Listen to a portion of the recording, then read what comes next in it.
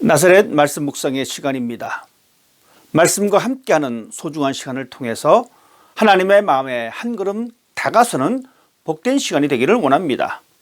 오늘 함께 볼 말씀은 전도서 5장 1절에서 9절까지의 말씀입니다. 너는 하나님의 집에 들어갈 때 내 발을 삼갈지어다.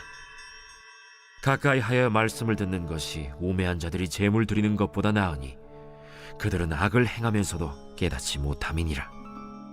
너는 하나님 앞에서 함부로 입을 열지 말며 급한 마음으로 말을 내지 말라. 하나님은 하늘에 계시고 너는 땅에 있음이니라. 그런즉 마땅히 말을 적게 할 것이라.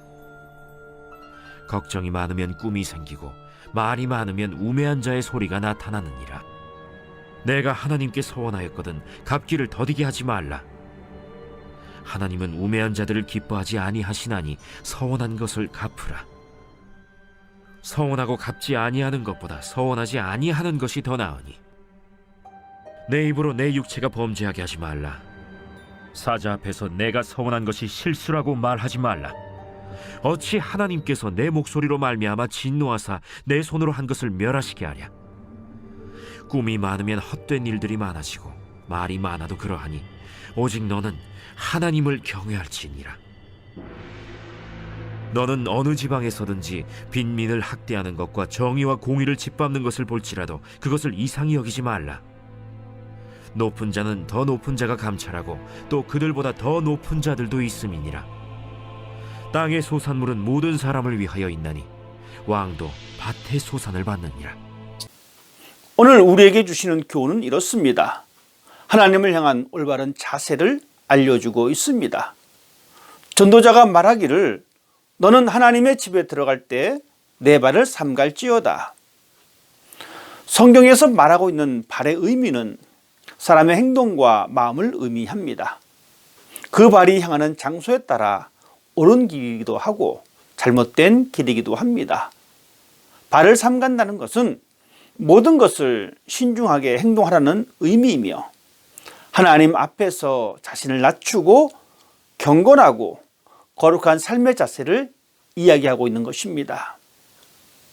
이런 맥락 가운데 우리가 하는 모든 종교적인 행위들, 즉 신앙생활은 더 신중해야 합니다.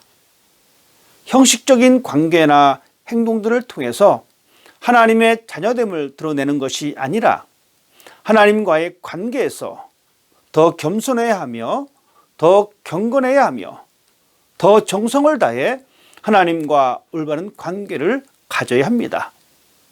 우리가 더 많이 고민해야 하는 것은 우리의 마음 자세와 태도입니다. 왜냐하면 하나님은 우리의 마음과 생각을 아시기 때문입니다. 하나님께서는 형식만 있는 관계를 원치 않으시고 진실하고 겸손한 마음으로 나오는 사람들을 기뻐하십니다. 우리가 드리는 예배의 모습은 어떻습니까? 나는 과연 하나님의 집에 들어갈 때 내 발을 조심하고 있는지 스스로에게 물어봐야 합니다. 거룩하신 하나님 앞에 우리 모두 거룩함으로 무장을 하고 예배 자리에 앉아 있는지 우리 자신을 점검할 필요가 있습니다. 이제 우리에게 필요한 것은 거룩한 두려움입니다. 매주일 드리는 것이 습관화되어 있다면, 분주한 가운데에 자신을 뒤돌아보지 않고 그 자리에 앉아 있다면 이제 우리의 발을 삼가야 합니다. 이제 우리의 예배는 하나님이 찾으시는 영과 진리로 예배드리기를 힘써야 합니다. 하나님 앞에서 그런 예배자가 되기를 원합니다. 그러면 우리는 어떻게 해야 할까요? 전도자는 우리가 하나님 앞에서 조심할 수 있는 실천적인 예를 제시하고 있습니다. 1절의 말씀입니다. 가까이 하여 말씀을 듣는 것이 우매한 자들이 제물 드리는 것보다 나으니, 말씀을 듣는다는 것은 순종한다는 것입니다. 귀를 기울여 하나님의 말씀을 듣고 그 말씀에 전적으로 순종하는 모습입니다.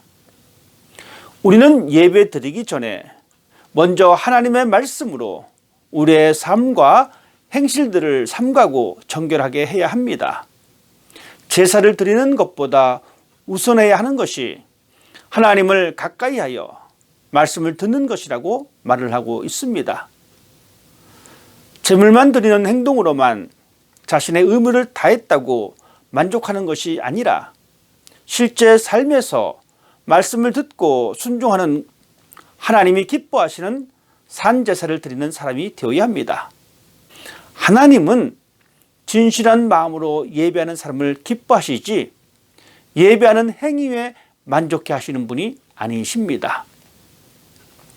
하나님 앞에서 조심해야 할 것이 또 있습니다. 2절입니다. 너는 하나님 앞에서 함부로 입을 열지 말며 급한 마음으로 말을 내지 말라고 하였습니다.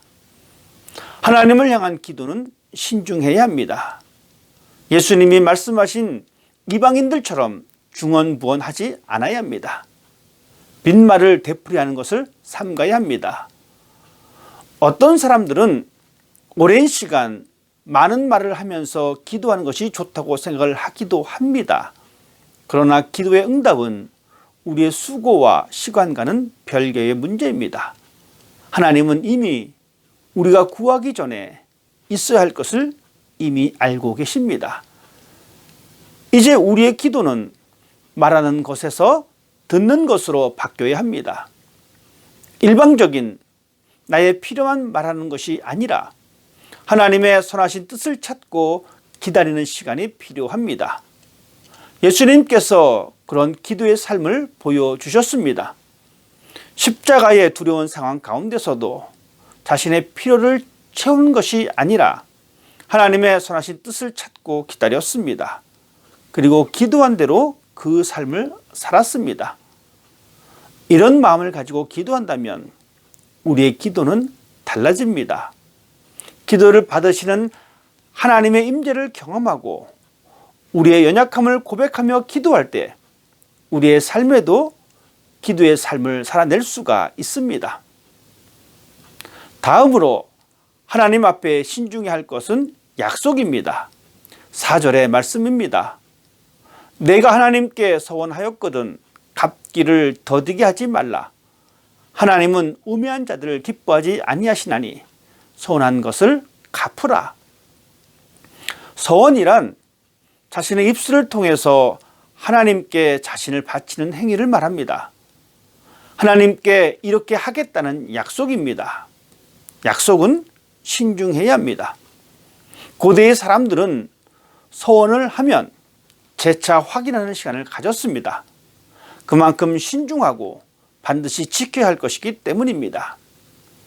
인간관계에서도 약속은 신중한 것인데 하나님 앞에 우리의 서원은 더욱 신중해야 합니다. 그리고 서운한 것이 있다면 속히 이행해야 합니다. 우리의 서원은 어려운 환경을 벗어나기 위한 거래가 될 수 없습니다.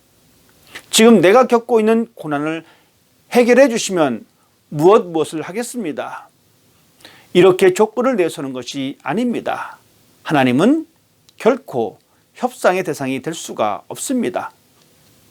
그런데 우리는 어리석게도 그런 실수를 저지르고 있습니다.